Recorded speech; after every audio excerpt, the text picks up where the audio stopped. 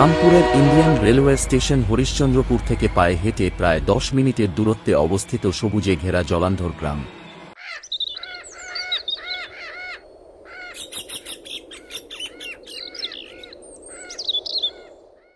প্রত্যন্ত গ্রামীণ এলাকা হবার দরুন সূর্যাস্তের পর রাস্তাঘাটে লোকজন থাকেই না।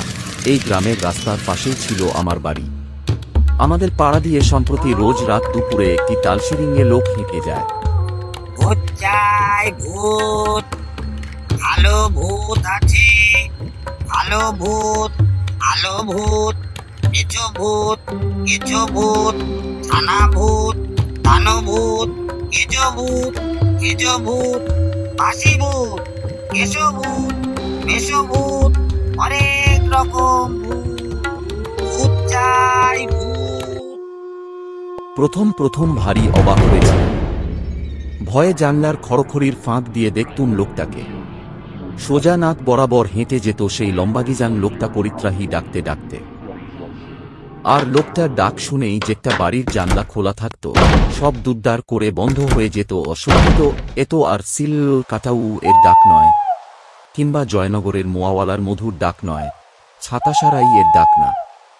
এ হলো রীতিমতো যাকে বলে রাত দুপুরে ভূত কেনার আমন্ত্রণ। কে আর শখ করে বাঁশঝাড় ঘাড়ে নেয় বাপু।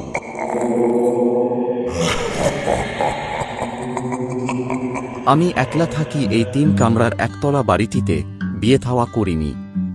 একটা শক্ত অসুখে এখন হুইল চেয়ারে আটক। তবে মাঝে মাঝে আমার কিছু উদ্ভট খেয়াল চাপে ও হঠাৎ মনে হলো তাই তো একটা ভূত কিনলে বেশ হয়। একা থাকি, মানুষ না হোক ভূতই সই। আর আজকাল মানুষজনের যা নমুনা দেখছি তাতে বরং ভূতই ভালো সঙ্গী। দরদস্তুর করে যদি একটা ভালো দেখে ভূত কেনা যায় মন্দ কি? কি খায় দায় অবশ্য জানা নেই, তা সে জিজ্ঞাসা করলেই হবে ক্ষণ। এই না ভেবে একদিন তক্কে ছিলুম, যেই না ভূতওয়ালা হাঁক পেরেছে অমনি ডাক দিলুম, ও ভাই ভূত শোনো, এই যে এদিকে। লোকটি আমাকে দেখতে পেয়ে লম্বা লম্বা পা ফেলে এসে বলল, এগে আপনি আমাকে ভূত বলে দেখতেছিলেন কেন? আমি ভূত নই, আমি ভূত বেচি গো বাবু। হা, ও ভুল হয়ে গেছে খুব বাবা, ঠিক খেয়াল করিনি তো। আমিও ততোধিক বিনয় করেই বলি। মনে মনে ভাবি, কি জানি বাবা তুমি ভূত কিনা। অমন মূলোর মতো দাঁত আর কুলোর মতো কান কেন তোমার? আমার গা শিরশিরিয়ে ওঠে লোকটার লাল জবার মতো চোখ দেখে। আর গায়ে কি একটা আষ্টে গন্ধ। তা হতে পারে সব ভূতগুলো ওর পিঠের ওই বস্তায় কিনা। ভূতেদের গায়ে শুনেছি একটা বিজাতীয় গন্ধ বের হয়। সে যাকে অনেক ভেবে ঠিক করলুম একটা কেজো ভূত কিনব।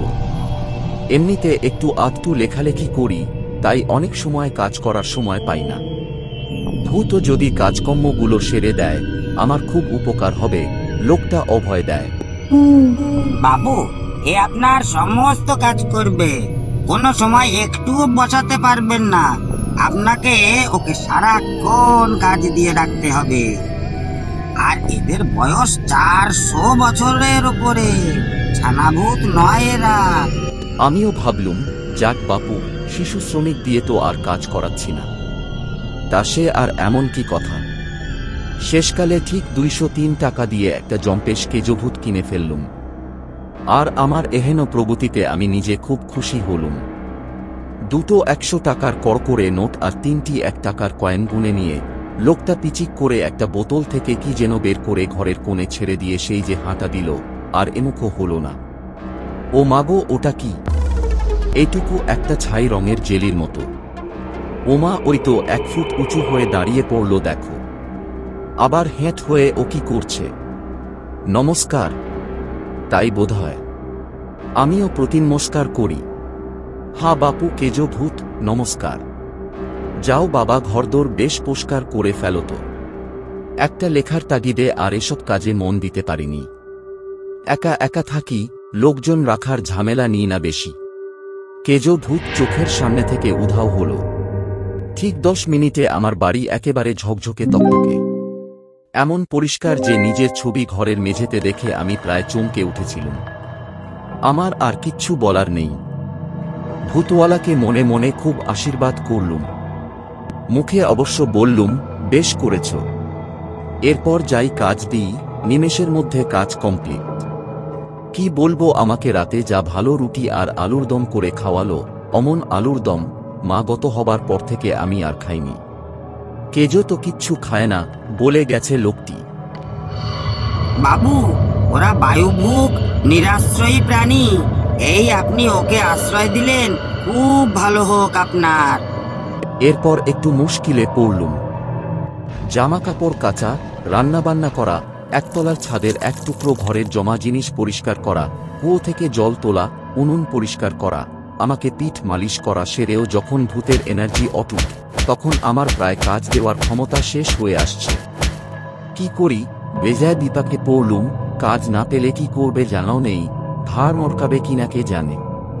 তখন আমার নিরেট মাথায় একটা বুদ্ধি খেলে গেল। আমি একা মানুষ বলে মনে একটু দুঃখ আছে, সেসব চেপে চুপে রাখি। শটান শুয়ে পড়ে ভূতকে হুকুম করলুম, কেজো ভূত, আমার মনের দুঃখগুলো একে একে বার করতে পারো। সে আর দ্বিরুক্তি না করে লেগে গেল দুঃখ বের করার কাজে। একটা একটা করে দুঃখ টেনে টেনে বের করে সে, আর আমার আরামে চোখ জুড়িয়ে যায়। মনে হয় বুকের ভেতর একটা সুখের পালককে যেন বুলিয়ে দিচ্ছে। সেই ইস্তক অন্য কাজ শেষ হয়ে যাবার পর কেজো আমার যা দুঃখ জমা হয় বের করে দেয়। এই করে আমার যদি আর দুঃখ না থাকে তাহলে কি হবে? তাই তো ভাবছি কি করা যায়।